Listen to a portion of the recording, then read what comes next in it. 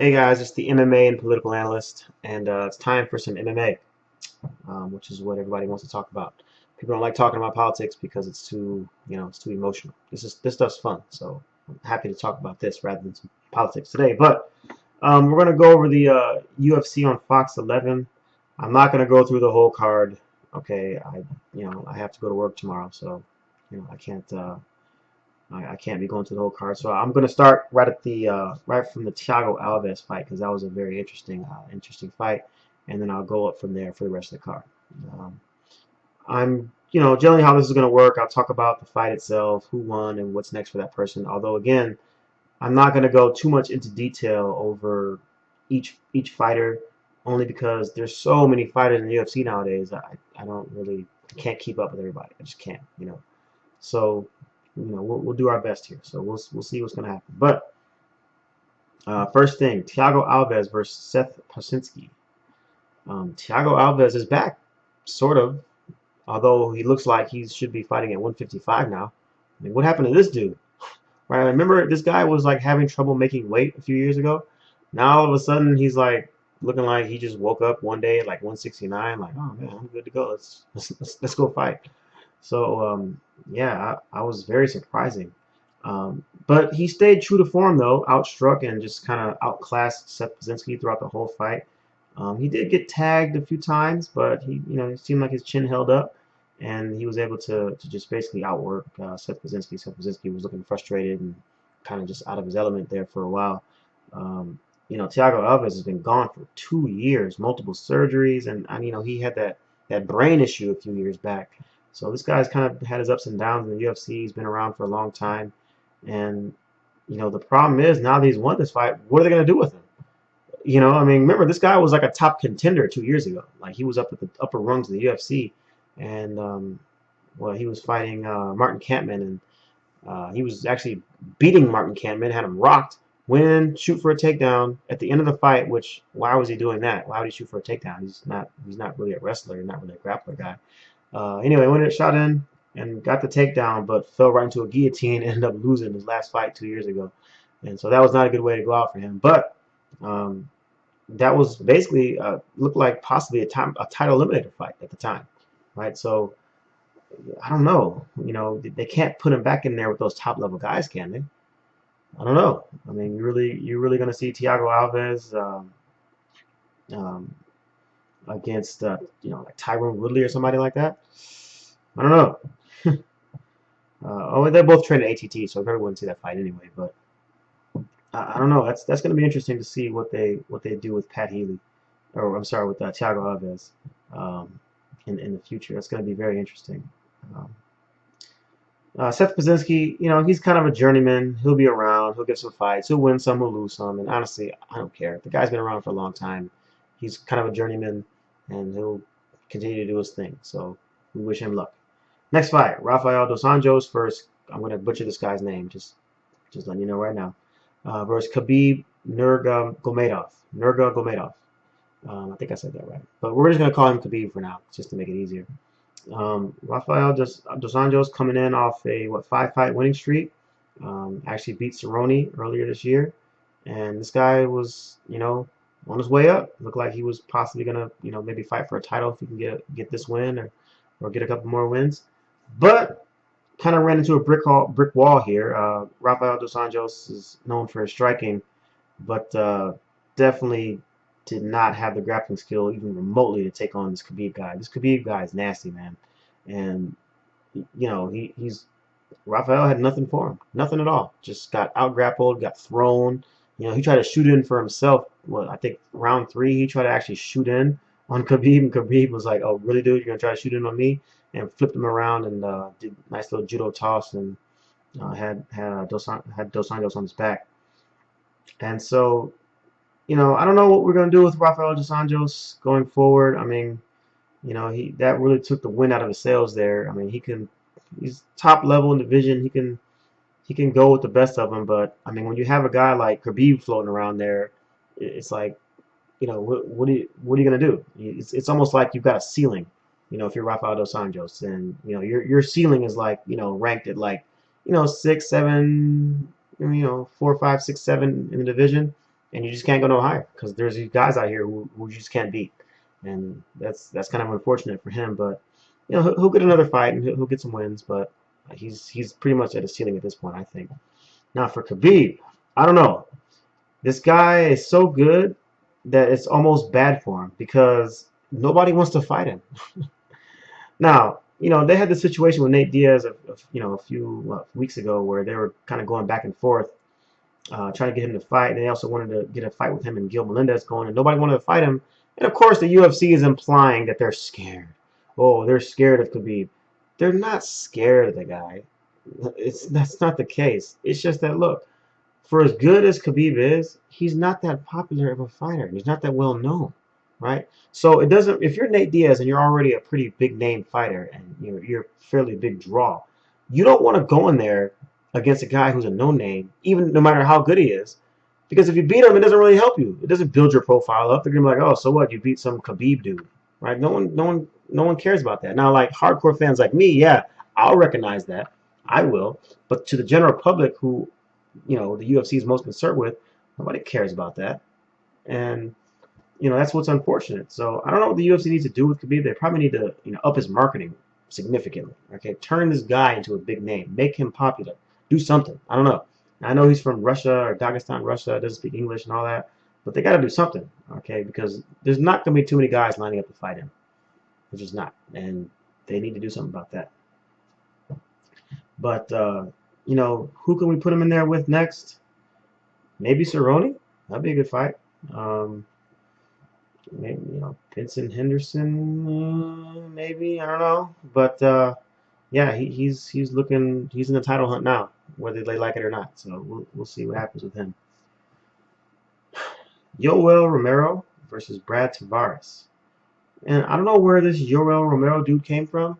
Well, okay, we know where he came from. He came from Cuba, wrestler and all that. But man, it just seemed like he just kind of snuck up on us and is all of a sudden like kind of looking like a top contender at 185 now. Just outclassed Brad Tavares, took him down, did some nice suplexes, and looked like he was just having fun for a while. Like he was just scooping this dude up and tossing him and just taking him down at will. And Brad Tavares pretty much had nothing. Now Brad Tavares, for whatever reason, it seemed like he wanted to work his striking in this fight. I think he had Roy Sefo in his corner. I mean, but did you really think that you were going to have a striking battle with Yoel Romero? Did you really think that was going to happen? I mean, don't get me wrong, Yoel Romero's got some fairly decent striking, especially for a guy with a wrestling background. But it doesn't matter. I mean, there's no way that was going to turn into a striking battle, right? Brad Tavares got taken down, beat up, slammed, just outclassed in the grappling department, similar to the previous fight before this. And Brad Tavares, he's a pretty good fighter. He'll be around, but Yoel Romero, I mean, 185 is not the strongest division, so he's thrust himself to the top of the realms now. Who they're gonna put him in there with? Jacare, I don't know, maybe. Or possibly maybe Tim Kennedy, maybe that'd be a good fight. So we'll see where he goes, but yeah, this guy's got nowhere to go up. Although he is 36 years old, so he's not young. So whatever he's gonna do, he needs to hurry it up. Next fight, and the fight that I really wanted to see going in: Donald Cerrone versus Edson Barbosa. Wow, I did not expect that. I did not expect that. Now I did pick Cerrone to win. Cerrone is a much more complete fighter. He's pretty much got it all. He's got the kickboxing, got a little bit of wrestling, definitely got a lot of submissions, great jiu-jitsu, and Edson Barbosa has, just devastating Muay Thai style. Just kicks people's legs into oblivion over and over again. And, very athletic, throws spinning back kicks to people's domes, knocks dudes out. But his one major weakness isn't necessarily the fact that he hasn't really shown a propensity for grappling, but I think his main weakness is his chin. Just the guy doesn't really have that good of a chin. We saw him get, almost got knocked out by Danny Last Call Castillo in his last fight. His fight before that, can't remember who it was, but or not fight before that, but a couple fights before that, actually he got beat. God, I can't remember the guy's name that beat him, but got beat by him, got knocked out, and he just does not have the chin, guys. He just doesn't, and that came to show when he fought Donald Cerrone because they came out early and he was working Donald Cerrone, caught him with the right hand, was blasting him with leg kicks, body kicks, and he was getting ready to start implementing his game. I was thinking, uh-oh, this is gonna be a long night for Cerrone if he doesn't get something going here immediately. And then all of a sudden, I think possibly Edson was getting ready to throw a strike, and he was like in between. You know, you get to that weird period, like right in between a strike where you're getting ready to throw something and you kind of momentarily open yourself up. And Cerrone just came right down the middle with the jab. You know, it didn't seem like he was throwing full force, just a jab, boom, and just caught Cerrone on his chin. Or I'm sorry, caught Barbosa on his chin, and that was it. Just done, right? Uh, Gets dropped, goes down, and Cerrone goes in there and just locks in the rear naked choke, and game over.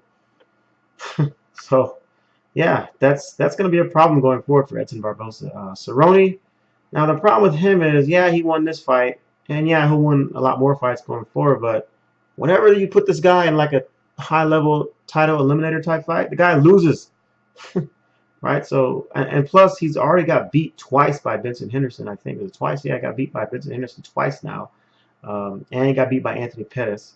So, I mean, is he really going to fight for a title? Maybe, you know, the next few years. But until then, I guess they'll just keep feeding him fights, and he'll keep getting bonuses and keep putting on exciting fights, and that's why everybody wants to watch him. But as far as his career, you know, going to be a champion and all that stuff, I don't know, man. He's just, for whatever reason, he gets in that high level stuff, and he doesn't do as well. Now, Edson Barbosa, what are you gonna do with him? Well, I don't know. That chin issue is, I mean, it's a big problem. I don't know. You can't really, I mean, what can you do in a gym to improve your chin?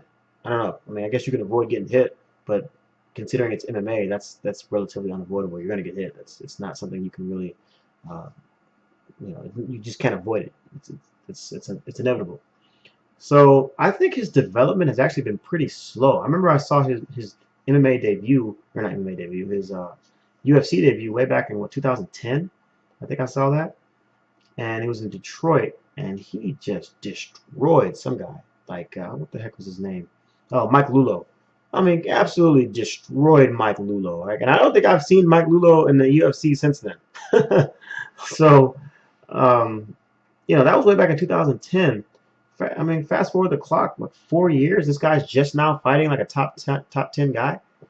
You know, I don't know. It seems like they've been kind of slow with his development. Now, he was new to MMA back then. He came in from kickboxing, so maybe they're still trying to, you know, kind of slowly but surely working way in there. But he's not getting any younger. He's 27, so don't get me wrong. He's still got plenty of time to go in his MMA career. But still, for a guy that talent level, I think they should have probably pushed him harder to fight these high-level guys. But now we see that's going to be an issue because of his chin. So I don't know where they're going to go with him. I imagine, just judging off what they've done with him recently, is they're probably going to give him another jobber. You know, just give him somebody to slaughter 1 or 2 fights, continue to work on his game, and you know, we'll see him back in there with be a top 10 guy soon. But you know, I don't know, man. If you don't got a chin, you got nothing in MMA, man. So we'll see. Now, Miesha Tate versus Liz Carmouche. Very, very close fight. Nobody really knew who the fight was going to go to going into the decision. They ended up going to Tate. It looks like her second round, she was going for a lot of submissions. Although she was on her back a lot, she was going for a lot of submissions. And early on, I think she may have caught Liz Carmouche with a couple strikes, but ended up getting taken down and then went for a couple submissions. And she was aggressive.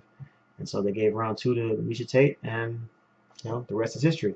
She went on to dominate Liz Carmouche in round 3, though. Just kind of just out grappled her and had her on her back and everything else. But still, it was a very, very close fight.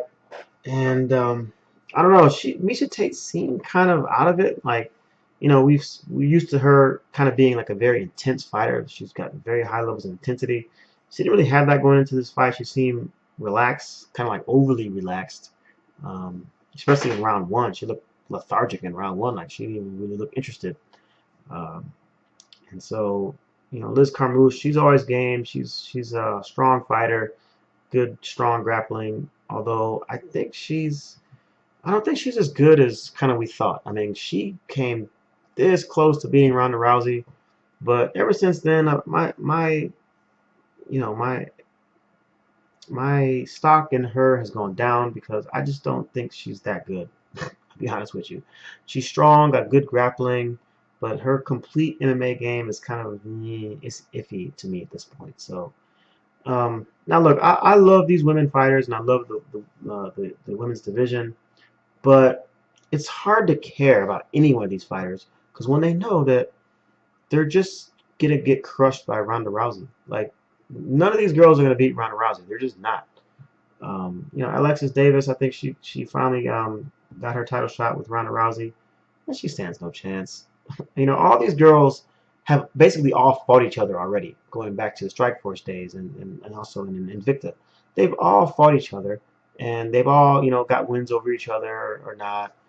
And, Ronda Rousey has already beat Miesha Tate twice. She already beat Liz Carmouche.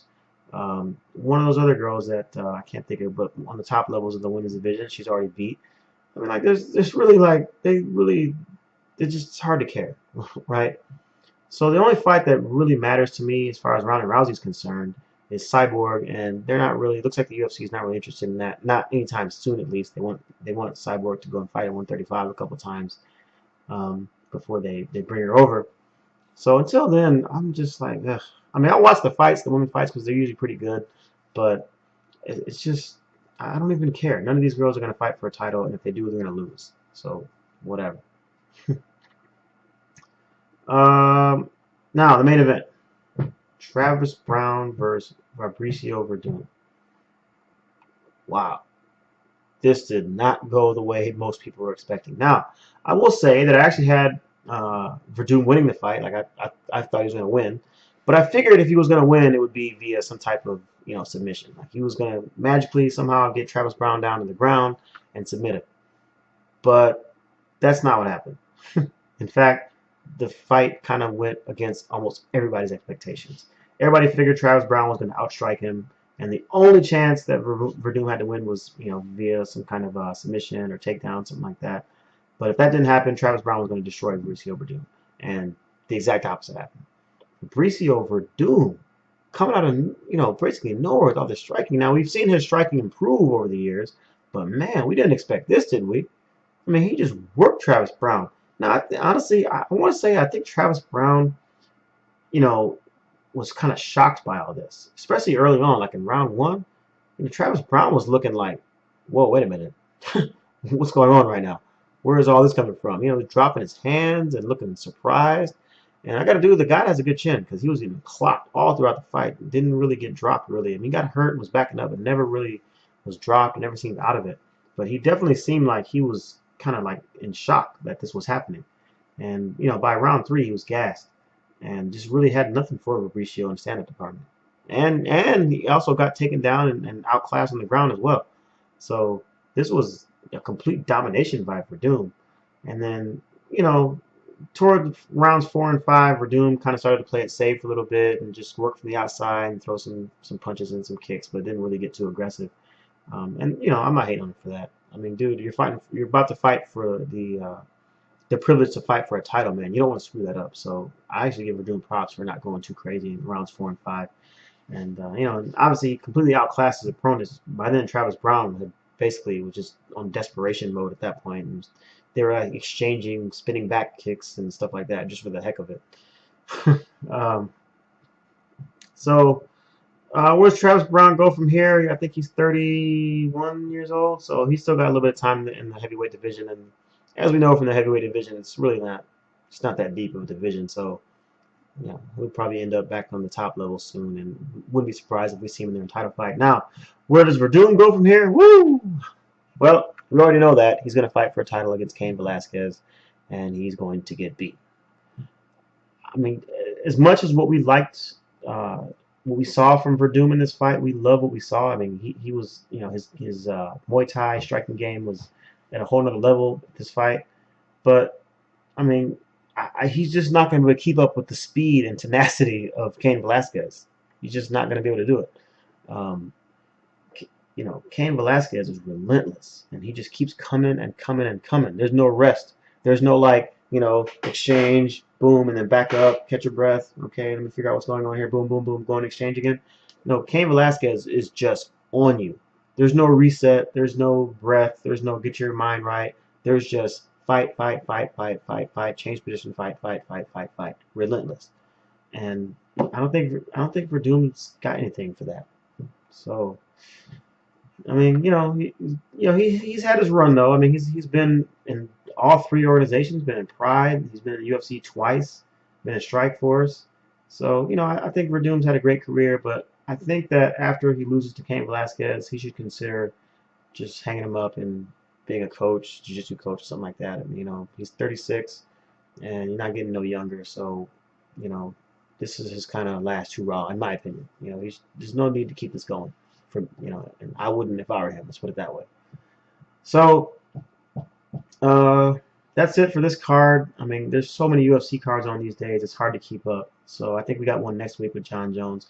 I'm probably gonna do a video specifically talking about this whole John Jones situation. If you haven't heard, he kind of got in trouble for some homophobic rants that were found on Instagram. Although he claimed he didn't do it, but we'll talk about that in a separate video. But thanks for watching this video, guys. I know it's been long. You've been hanging with me for the last 21 minutes and 23 seconds. So thanks for tuning in. Hit the like button, subscribe. Check out my political videos as well if you want to get all mad about stuff. But until then, this is Anthony, the political and MMA analyst. I'll talk to you.